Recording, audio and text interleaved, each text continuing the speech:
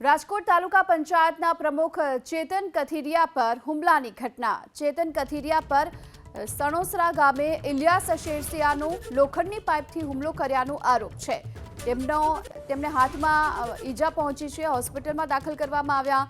હાથના અંગૂઠામાં ફ્રેક્ચર થયા હોવાની પણ માહિતી છે।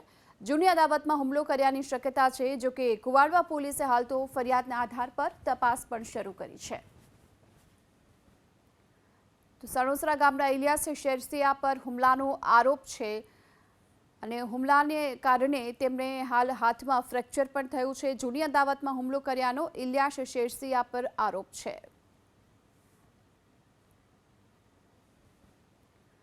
સણોસરા ગામના ઇલિયાસ શેરસિયા પર હુમલાનો આરોપ છે અને હુમલાને કારણે તેમને હાલ હાથમાં ફ્રેક્ચર પણ થયું છે। જૂની અદાવતમાં હુમલો કર્યાનો ઇલિયાસ શેરસિયા પર આરોપ છે।